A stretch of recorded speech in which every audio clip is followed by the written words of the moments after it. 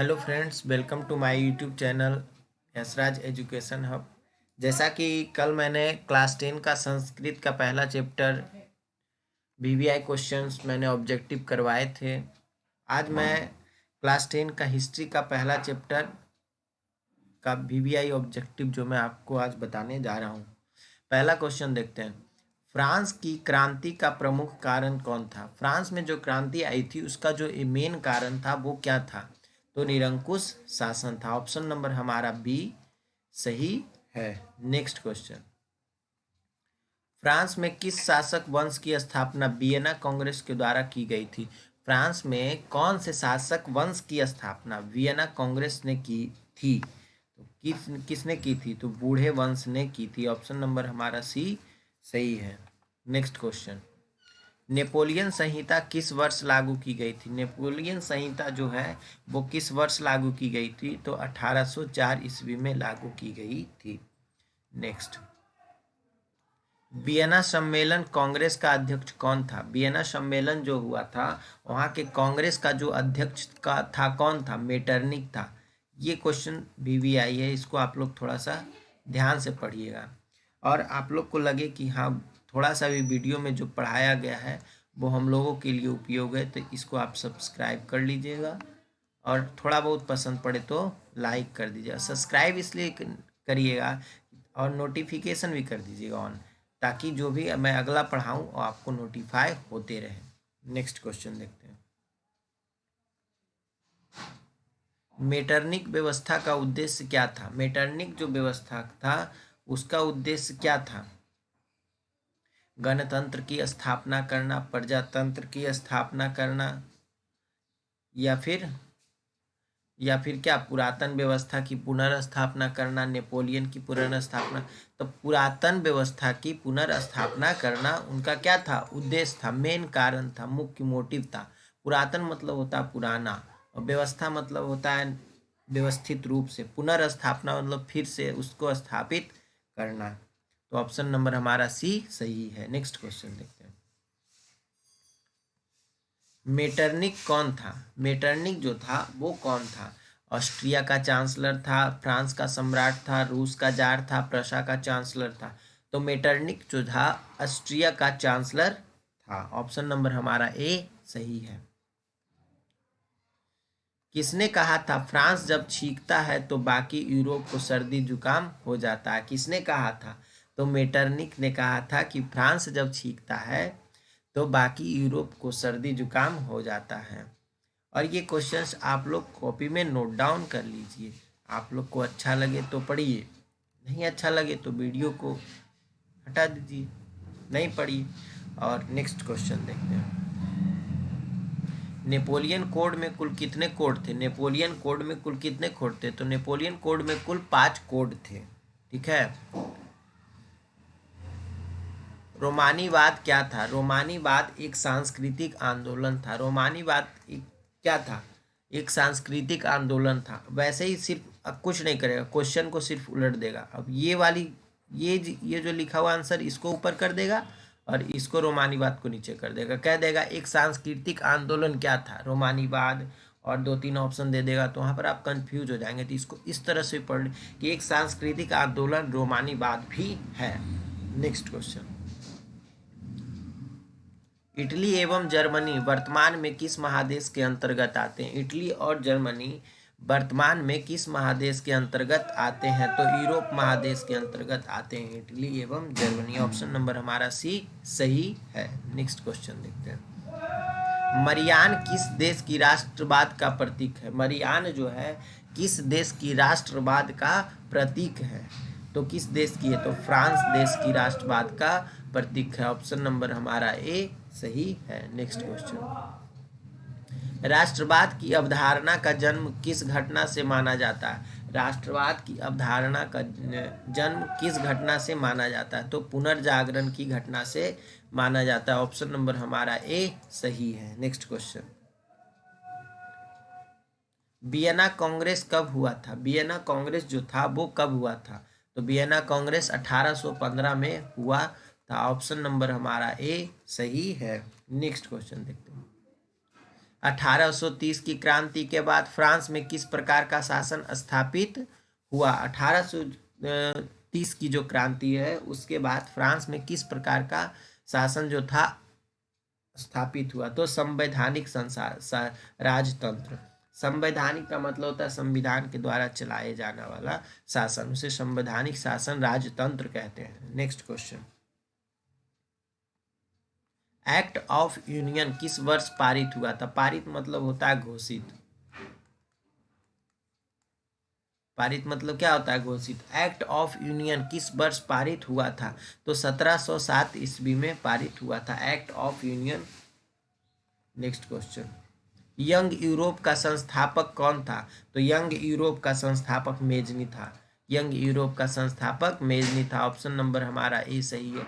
ये सारे बुक में है, बुक का नोट्स भी हम लोग तैयार कर रहे हैं, उसमें भी आप लोग को पढ़ाया जाएगा। अभी आप लोग 2023 के लिए प्रिपेयर हो रहे हैं तो मैंने ऑब्जेक्टिव आप लोग के लिए डालना शुरू कर दिया। अगला जो सेशन आएगा उसमें सब्जेक्टिव भी पढ़ाया जाएगा, क्वेश्चन आंसर भी पढ़ाया जाएगा, नोट्स वगैरह भी पढ़ाया जाएगा। इसमें देखते हैं अगला क्वेश्चन, इटली के एकीकरण का मसीहा किसे कहा जाता है? इटली के एकीकरण का मसीहा किसे कहा जाता है? तो इटली के एकीकरण का मसीहा मेजनी को कहा जाता है। ऑप्शन नंबर हमारा बी सही है। नेक्स्ट क्वेश्चन, मेजनी का संबंध किस संगठन से था? तो मेजनी का संबंध कार्बोनरी संगठन से था। मेजनी का संबंध कार्बोनरी संगठन से था। नेक्स्ट क्वेश्चन, किसने अपनी कूटनीति के बल पर इटली की समस्या को संपूर्ण यूरोप की समस्या बना दिया? तो किसने बनाया था? काउंट काबूर ने अपनी कूटनीति के बल पर क्या किया था?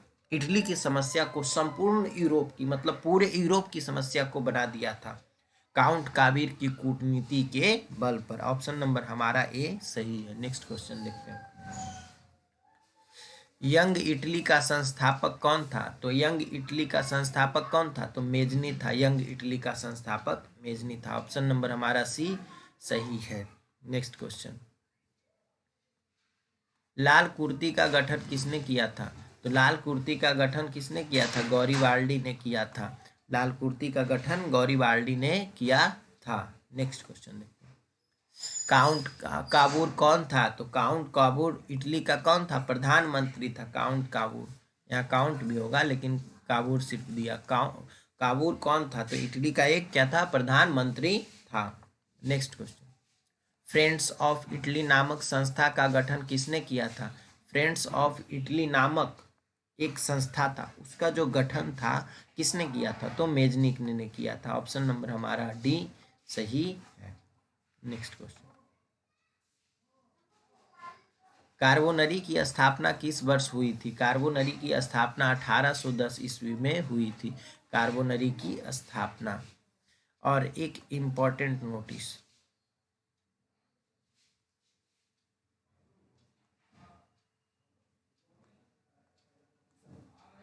ध्यान से सुनिएगा, जो भी बच्चे 2024 में 10th का एग्जाम देने वाले हैं, खास करके 10th क्लास के लिए, अभी मैं 12th की बात नहीं कर रहा, उसके लिए मैथ नहीं,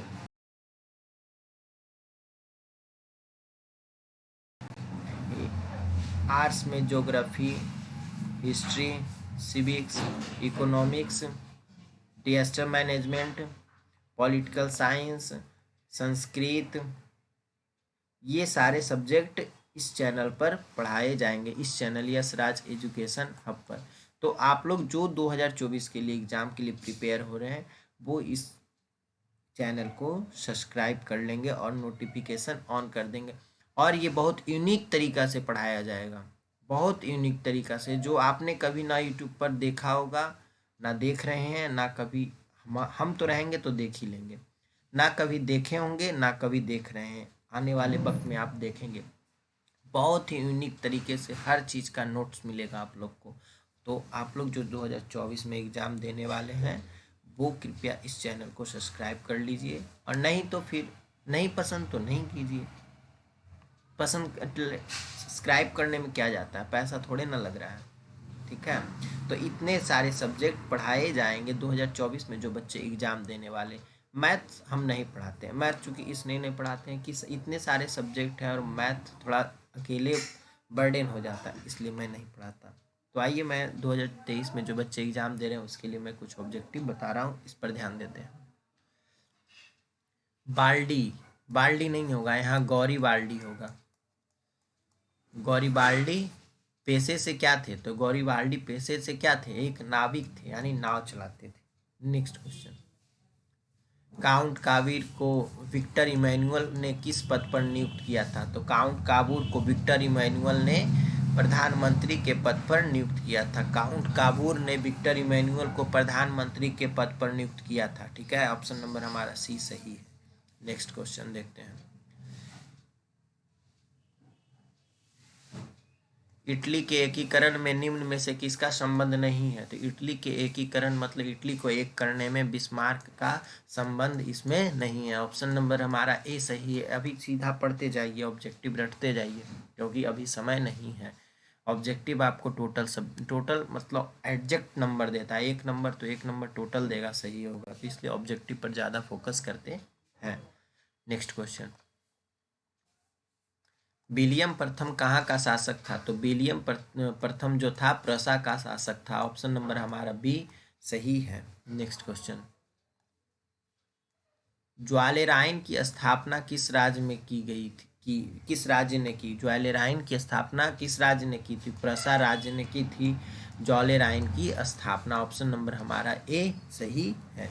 नेक्स्ट क्वेश्चन, सीडान का युद्ध किसके बीच हुआ था? तो प्रसा और फ्रांस के बीच हुआ था। सीडान का युद्ध प्रसा और फ्रांस के बीच हुआ था। ऑप्शन नंबर हमारा सी सही है। नेक्स्ट क्वेश्चन देखते हैं, बिस्मार्क किस विद्वान की विचारधारा से प्रभावित था? बिस्मार्क जो था किस विद्वान की विचारधारा से प्रभावित था? तो हीगेल के विचारधारा से बिस्मार्क जो था अति प्रभावित था। ऑप्शन नंबर हमारा बी सही है। नेक्स्ट क्वेश्चन, जर्मनी एवं इटली के एकीकरण के विरुद्ध निम्न में कौन था? तो जर्मनी एवं इटली के एकीकरण मतलब एक होने में, जर्मनी और इटलीकरण के एक होने के विरुद्ध मतलब विपक्ष में कौन था? इंग्लैंड था, रूस था, ऑस्ट्रिया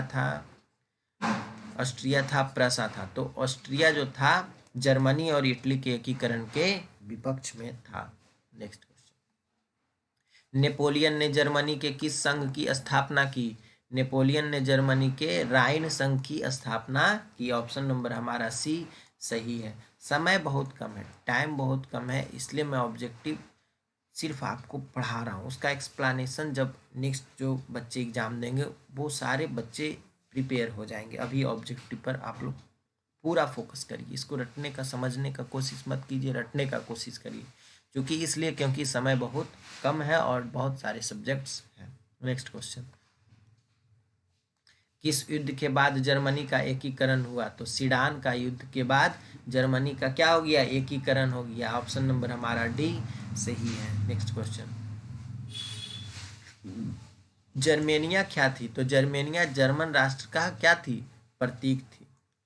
जर्मेनिया जो थी जर्मन राष्ट्र का क्या थी? प्रतीक थी। नेक्स्ट क्वेश्चन, जर्मनी का एकीकरण कब पूरा हुआ? तो जर्मनी का एकीकरण 1871 ईस्वी में पूरा हुआ, जर्मनी का एकीकरण। नेक्स्ट क्वेश्चन, जालबेरिन एक संस्था थी। तो जालबेरिन एक किसकी संस्था थी? क्रांतिकारियों की, व्यापारियों की, विद्वानों की, पादरी सामंतों की। तो जालबेरिन एक व्यापारियों की संस्था थी। ऑप्शन नंबर हमारा बी सही है। नेक्स्ट क्वेश्चन, सेडान सेडान होगा सॉरी सेडाओं के युद्ध में किसकी पराजय हुई? मतलब सेडान का जो युद्ध हुआ था उसमें किसकी पराजय हुई? ऑस्ट्रिया की हुई, प्रसा की हुई, नेपल्स की हुई, सार्डिनिया की हुई। तो ऑस्ट्रिया की क्या हो गई? पराजय हुई। पराजय मतलब हार, पराजय का मतलब हार। सेडान के युद्ध में किसकी पराजय हो गई थी? ऑस्ट्रिया की। नेक्स्ट क्वेश्चन देखते हैं, बिस्मार्क कौन था? बिस्मार्क एक कौन था? कवि था, नाटककार था, संगीत था, कूटनीतिज्ञ था। तो इसका ये ऑप्शन गलत है। बिस्मार्क कवि था, नाटककार था, संगीतकार था, संगीतज्ञ था, कूटनीति। तो बिस्मार्क था शायद कूटनीतिक, मतलब इसमें हम सस्पिशन में थोड़ा ठीक है, नेक्स्ट क्वेश्चन देखते हैं। हीगेल कौन था? हीगेल कौन था? एक जर्मन चांसलर था, राजनीतिज्ञ था, दार्शनिक था, इनमें से कोई नहीं। तो हीगेल था एक दार्शनिक था, हीगेल एक। ऑप्शन नंबर हमारा सी सही है। Next question. सन 1870 में फ्रांस और प्रसा के बीच युद्ध कहाँ हुआ था? सन 1870 में फ्रांस और प्रसा के बीच युद्ध कहाँ हुआ था? सेडान में हुआ था, सेडान में, है ना। Next question. किस संधि द्वारा जर्मन का एकीकरण पूरा हुआ? तो किस संधि के द्वारा? फ्रैंकफर्ट की संधि के द्वारा जर्मन और जर्मनी का एकीकरण हुआ। सेल्सबिग हेल्स्टीन का संबंध किस देश के एकीकरण से था? सेल्सबिग और हेल्स्टीन का संबंध किस देश के एकीकरण से था? तो जर्मनी के देश के एकीकरण से था। किसके? सेल्सबिग और हेल्स्टीन का संबंध जर्मनी के एकीकरण से था। Next question. जर्मन राइन राज्य का निर्माण किसने किया था? तो जर्मन राइन राज्य का निर्माण किसने किया था? तो नेपोलियन बोनापार्ट ने जर्मन राइन संघराज्य का निर्माण किया था। ऑप्शन नंबर हमारा बी सही है। Next question. रक्त एवं लौह की नीति का अवलंबन किसने किया था? तो रक्त एवं लौह की नीति का अवलंबन बिस्मार्क ने किया था। रक्त एवं लौह की नीति का अवलंबन। Next question. फ्रैंकफर्ट की संधि कब हुई थी? फ्रैंकफर्ट की संधि 1871 में हुई थी। ऑप्शन नंबर हमारा डी सही है। Next question. सेडान का युद्ध कब हुआ था? तो सेडान का युद्ध 1870 ईस्वी में हुआ था, सेडान का युद्ध। Next question. जर्मनी ने एकीकरण का प्रमुख वास्तुकार कौन था? जर्मनी के एकीकरण का प्रमुख वास्तुकार कौन था? तो बिस्मार्क था। जर्मनी के एकीकरण का प्रमुख वास्तुकार बिस्मार्क था। Next question. 1871 में कौन सी संधि हुई थी? तो 1871 में फ्रैंकफर्ट की संधि हुई थी। अभी तो क्वेश्चन बढ़ाए थे ना कि फ्रैंकफर्ट की संधि कब हुई थी, तो ऑप्शन था 1871, 1890। तो आपने 1871 मारा, जस्ट क्वेश्चन को यहाँ पलट दिया, यहीं पर कंफ्यूजन होता है। तो 1871 की संधि हुई थी, कौन सी? फ्रैंकफर्ट की संधि हुई थी। Next question. जर्मनी के एकीकरण के लिए कौन उत्तरदायी था? जर्मनी का जो था एकीकरण के लिए कौन उत्तरदायी था? कौन ज़्यादा प्रायोरिटी रखता था? तो बिस्मार्क ज़्यादा प्रायोरिटी रखता था, ये उत्तरदायी था। ऑप्शन नंबर हमारा बी सही है। नेक्स्ट। यूरोप का मरीज किसे कहा जाता है? ये तो आप लोग हमेशा जानते होंगे और ये थोड़ा VVI ऑब्जेक्ट क्वेश्चन है। यूरोप का मरीज तुर्की को कहा जाता है। ऑप्शन नंबर हमारा ए सही है। नेक्स्ट। यूरोप वासियों के लिए किस देश का साहित्य एवं विज्ञान प्रेरणा का स्रोत रहा? यूरोप वासियों के लिए खास करके तो यूनान का जो था साहित्य और विज्ञान प्रेरणा स्रोत रहा, किसके लिए? यूरोप वासियों के लिए। ऑप्शन नंबर हमारा बी सही है। Next question. यूनान के स्वतंत्रता संग्राम में किसकी पराजय हुई? तो यूनान के स्वतंत्रता संग्राम में तुर्की की क्या हो गई? पराजय हो गई। यूनान की स्वतंत्रता के संग्राम में तुर्की की क्या हो गई? पराजय, यानी हार हो गई, है ना। हाँ, एक और।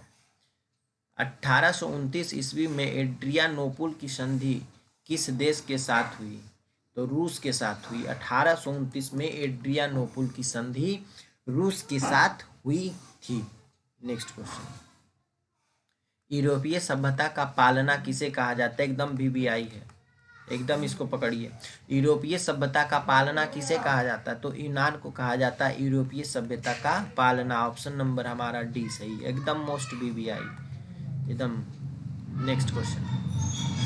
हंगरी की भाषा क्या थी? तो मैग्यार, मैग्यार। हंगरी की भाषा मैग्यार थी। Next question. यूरोपीय राष्ट्रवाद से प्रभावित होकर किस भारतीय शासक ने जैकोबिनिक क्लब की स्थापना की? यानी कहना का मतलब है क्वेश्चन का कि यूरोपीय का जो राष्ट्रवाद से प्रभावित होकर किस भारतीय शासक ने जैकोबिनिक क्लब की स्थापना की? किसने की? टीपू सुल्तान ने की, है ना। ऑप्शन नंबर हमारा बी सही है। नेक्स्ट क्वेश्चन देखते हैं। 19वीं शताब्दी में यूरोप में राष्ट्रवाद के विकास का क्या परिणाम था? 19वीं शताब्दी में जो था यूरोप में जो राष्ट्रवाद विकास हुआ उसका जो परिणाम अंततः क्या परिणाम निकला, कैसा परिणाम था? तो राष्ट्रीय राज्यों की स्थापना के लिए उसका एक परिणाम था। ऑप्शन नंबर हमारा डी सही है। अब शायद नहीं है क्वेश्चन, तो आप लोग इतना पढ़ें। अब मिलते हैं नेक्स्ट वीडियो में, तब तक के लिए